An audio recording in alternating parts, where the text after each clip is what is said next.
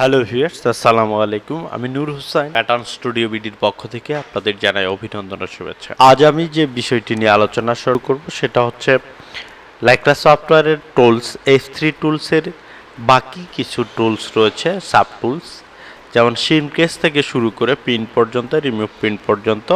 এই বিষয়গুলো নিয়ে আমি আপনাদের সাথে আলোচনা করার চেষ্টা করব যে এই সাব টুলসগুলো কীভাবে ইউজ করতে হয় প্যাটার্ন তৈরি করতে। যেমন এখন আমি আপনাদের সাথে যেটা নিয়ে আলোচনা করব সেটা হচ্ছে, ধরেন আমি একটা ব্যাক পার্ট অথবা ফ্রন্ট পার্ট যদি আমি এখান থেকে সিম করে নেই, এটা এখান থেকে বের করে নিলাম। এখন এই পার্টটার ভিতরে আমি শিনকেস অ্যাড করব।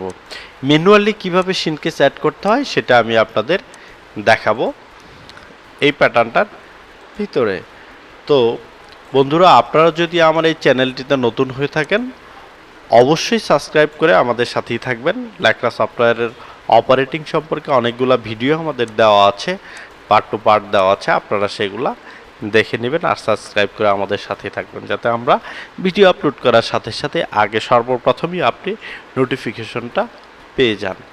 তো এখন হচ্ছে কিভাবে F3-র ভিতরে যে শিনকেস অপশনটা রয়েছে, এই শিনকেস অপশনটা দিয়ে কিভাবে প্যাটার্নের ভিতরে শিনকেস অ্যাড করতে হয় সেটা সিম করা প্যাটার্নের ভিতরেও আপনি করতে পারেন, অথবা সিম করা সুইং অ্যালাউন্স দেওয়া প্যাটার্নের মধ্যেও করতে পারেন, সুইং অ্যালাউন্স ছাড়াও করতে পারেন। আমি ধরেন এখানে একটার মধ্যে আমি সুইং অ্যালাউন্স দিলাম, এটার মধ্যে নাই, আমি দুইটা দিয়েই আমি আপনাদের দেখাবো। তো এই প্যাটার্নগুলোতে শিনকেস যদি অ্যাড করতে চান, প্রথমে আপনাকে যেটা করতে হবে সেটা হচ্ছে গ্রিন লাইনটা আগে দিয়ে নিতে হবে। প্যাটার্নের ভিতরে যে ফেব্রিকের ওয়ে মার্ক গ্রিন লাইন, এই ডিরেকশনটা আপনাকে দিয়ে দিতে হবে। আপনি এই ডিরেকশন যদি ঠিক থাকে তাহলে আপনার 100% প্যাটার্নের শিনকেস অ্যাড করলে সেটা ঠিক থাকবে। এখন আমি আপনাদের শিনকেস অ্যাড করার জন্য কিছু কাজ আমি এখন করব, সেটা হচ্ছে ধরেন আমি এই তিনটের মধ্যে শিনকেস অ্যাড করব। এখন আমি এইটার মধ্যে প্রিন্ট অপশনটি চালু করে রাখলাম, এটার ভিতরেও প্রিন্ট অপশনটি চালু করে রাখলাম, এটার ভিতরেও প্রিন্ট অপশনটি চালু করে রাখলাম। এখন আপনাকে খেয়াল রাখতে হবে, যদি আমরা শিনকেস অ্যাড করতে চাই তাহলে অবশ্যই সেটা অ্যাড হলো কিনা সেই জিনিসটা আমাদের খেয়াল রাখতে হবে। এখন ধরেন আমি এটার ভিতরে শিনকেস অ্যাড করব ব্যাক পার্টটার ভিতরে, তাহলে কি করতে হবে, আমাকে প্রথমে শিনকেস এটার ভিতরে ক্লিক করতে হবে। মাউস দিয়ে ক্লিক করার পরে আমি এখন যেই প্যাটার্নটার ভিতরে শিনকেস অ্যাড করতে চাই ম্যানুয়ালি, সেটার ভিতরে একটা ক্লিক করব। করার পরে দেখেন বাম পাশে উপরে দুইটা বক্স, একটা বক্স আসছে, দুইটা ঘর রয়েছে। এটা এক্স আর ওয়াই। এক্সতে হচ্ছে আপনার উইথ ওয়েজ, এখানে ডিসপ্লেতে যে প্যাটার্নটা দেখতে পাচ্ছেন এটার উইথ ওয়েজ, আর ওয়াই হচ্ছে লেন্থ ওয়েজ। এখন আমরা যদি এটাতে প্যাটার্নে 100% রাখি, তাহলে 100 যদি রাখি তাহলে এই প্যাটার্নটা বাড়বেও না কমবেও না, যা আছে তাই থাকবে। আর এই দেখেন আমি এখানে ছেড়ে দিয়েছি, 100 রয়েছে। আর যদি আমি এটাতে আবার ক্লিক করি, এই 100-এর জায়গায় ধরেন আমি উইতে 10% অ্যাড করব, তাহলে 110 দিলাম। আর লেন্থে ধরেন আমি 5% অ্যাড করব শিনকেস, তাহলে আমি 105 দিলাম। এবার আমার যেটা কাজ করবে সেটা হলে স্কেলে ক্লিক করে দেব। দেখেন অটোমেটিক প্যাটার্নটা বড় হয়ে গেছে এই যে লাল দাগ থেকে। এখন আমি আবার যদি আপনাদের দেখাই, প্রথমে আমরা এই স্কেলটাকে ঠিক করে নিব, এটা নিলাম। এখন উইতে দিছি 110, লেন্থে দিছি 5। এখন এই প্যাটার্নটার উপরে কার্সারটা রেখে যদি আমি এন্টার প্রেস করি, তাহলে দেখেন অটোমেটিক চারদিকে সমান করে আমি যে শিনকেসটা দিয়েছি এটা বড় হয়ে গেছে। দেখেন উইথ ওয়েজ বড় হয়েছে, লেন্থ ওয়েজ বড় হয়ে গেছে, আর প্রিন্ট অপশনটা চালু থাকার কারণে মাঝখানে যে প্যাটার্নটা বড় হয়েছে সেটা আমরা দেখতে পাচ্ছি। এখন এটার পরে আমি এখন এই প্যাটার্নটার ভিতরে যদি আমি শিনকেস অ্যাড করতে চাই, সেম ওয়েতে আমি শিনকেস অ্যাড করব। শিনকেসে ক্লিক করব, ক্লিক করে এই প্যাটার্নটার উপরে ক্লিক করে আমি এখানে শিনকেসটা অ্যাড করে দেবো। এই যে 110 লেখা 8% দিব, তাহলে 108। আর লেন্থে যদি আমি 4% দিই তাহলে এখানে লিখবো 104। অথবা লেন্থে যদি আমি কোনো শিনকেস না অ্যাড করি তাহলে 100 রাখবো। রাখার পরে আমি কি করব, এটাতে ক্লিক করব। দেখেন অটোমেটিক লেন্থে প্যাটার্নটা বাড়ে নাই, উইথ ওয়েজ প্যাটার্নটা বড় হয়ে গেছে। এই জিনিসটা হচ্ছে আমরা খুব ভালো করে খেয়াল করব, এই স্কেলগুলো খুব ভালো করে খেয়াল করে আমরা কাজ করব। দেখেন এখানে এন্টার দেওয়ার সাথেই দুই দিক দিয়ে এই যে এই পাশ দিয়ে বড় হয়ে গিয়েছে, এই যে এই পাশে লেফট সাইড রাইট সাইড নিয়ে একটু সব জায়গাতেই প্যাটার্নটা বড় হয়ে গিয়েছে। এটাই হচ্ছে আমাদের সিনকে সেট করার কাজ। এরপরের যে অপশনটি রয়েছে সেটা হচ্ছে রিশেপ। রিশেপ একটা গুরুত্বপূর্ণ জিনিস। এই রিশেপ দিয়ে আমাদের এই প্যাটার্নগুলো শেপ দিতে হয়। এই রিশেপ দিয়েই হচ্ছে আমরা সব কাজ করে থাকি, ম্যাক্সিমাম কাজগুলোই আমরা এই রিশেপ দিয়ে করে থাকি।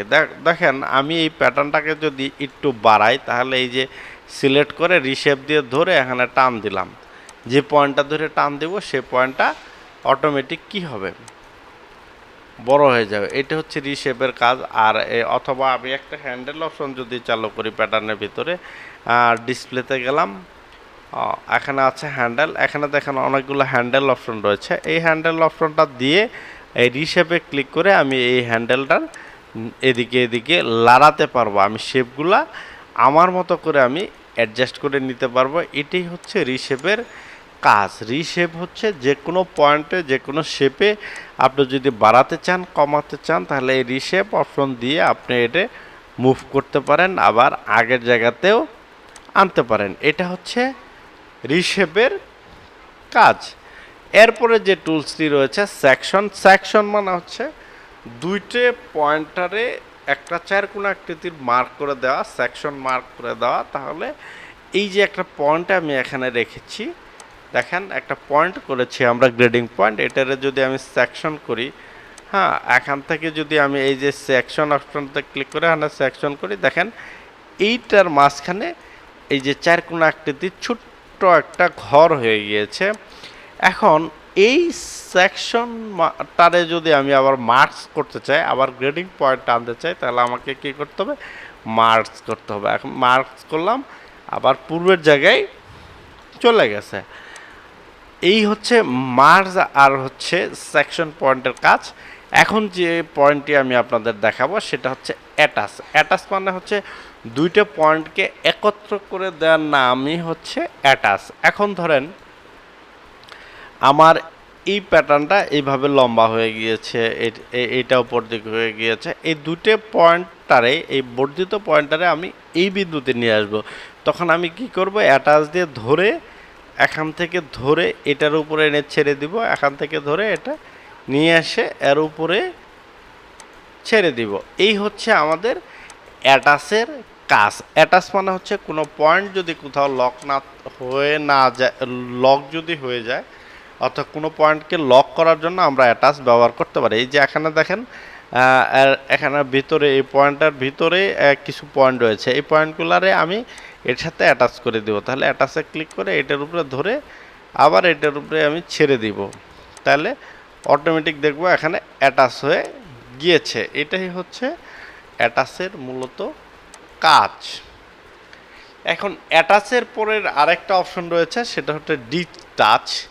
ডিটাচের কাজ হচ্ছে একটা সেকশন পয়েন্ট করার পরে আমি ওই জায়গাটাকে পুরোপুরি কেটে ফেলবো, মানে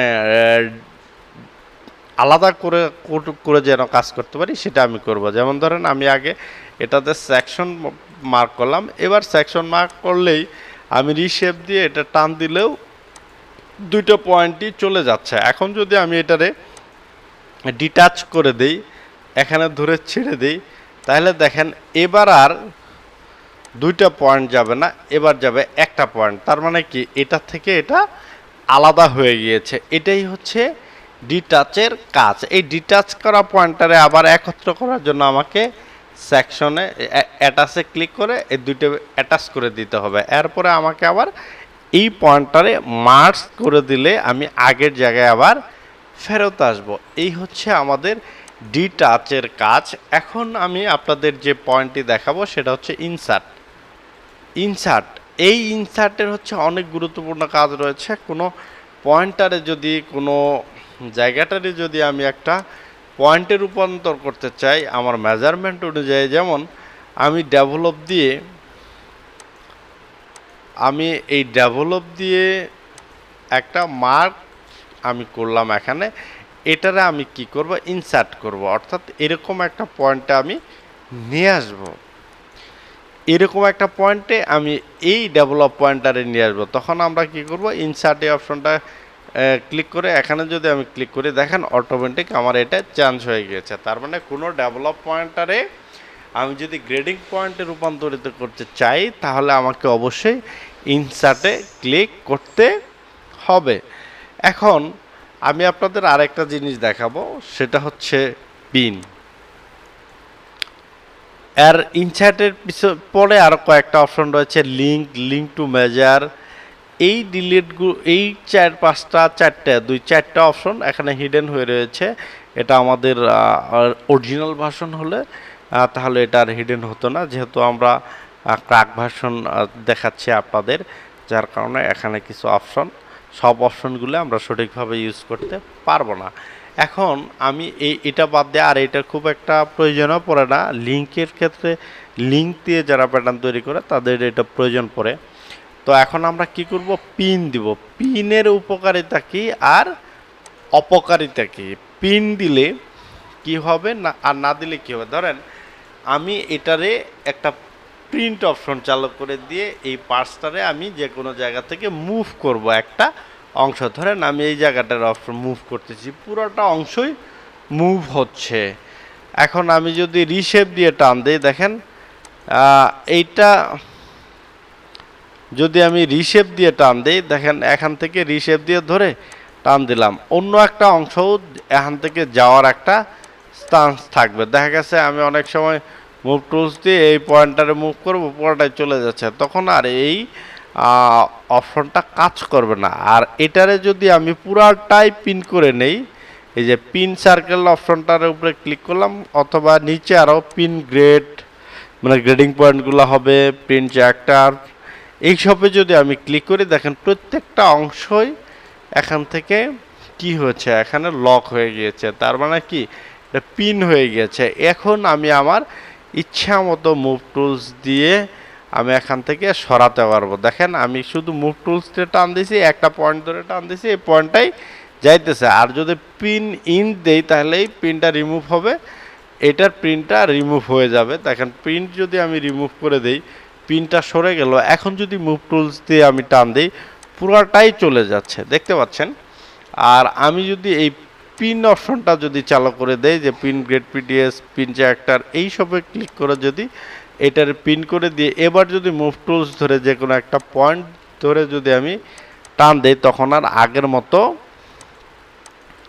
হবে না। আমি এটারে সিলেক্ট করলাম, করে মুভ টুলস দিয়ে টান দিলাম, তখন একটা পয়েন্টই যাবে। আমি যে পয়েন্টটারে সিলেক্ট করে টান দেব ওই পয়েন্টটাই যাবে। এইভাবে হচ্ছে, এটা হচ্ছে প্রিন্ট করে কাজ করার যে একটা কৌশল। সেটা আপনি প্যাটার্ন যখন কারেকশন করবেন অবশ্যই আপনাকে পিন করে নিয়ে প্যাটার্নটা কারেকশন করতে হবে, তা না হলে পুরা প্যাটার্নটাই লড়ে যাওয়ার, নষ্ট হওয়ার, ডেস্ট্রয় হওয়ার একটা চান্স থাকবে। পিন চ্যাক্টার এই তিনটা অপশন আপনি ক্লিন করে দিতে পারেন। আর যদি পিনটারে এরকম লাল প্রিন্ট হয়ে গেলে এরকম জায়গাগুলো লাল হয়ে যাবে, এটারে যদি আপনি সারাইতে চান এই অংশটারে যে আপনার রাখবেন না, তখন আপনাকে এই যে পিন গ্রেড চ্যাক্টার এইগুলোর আপনি ক্লিক করতে পারেন। এই যে এখানে পিন ইন্ডে ক্লিক করলে অটোমেটিক আপনার এই মার্কটা চলে যাবে। সেটা যদি পিনের মার্ক হয়ে থাকে তাহলে অবশ্যই এটা পিন ইন্ডে ক্লিক করলে, রিমুভ পিনটা ক্লিক করলে, এই দুটো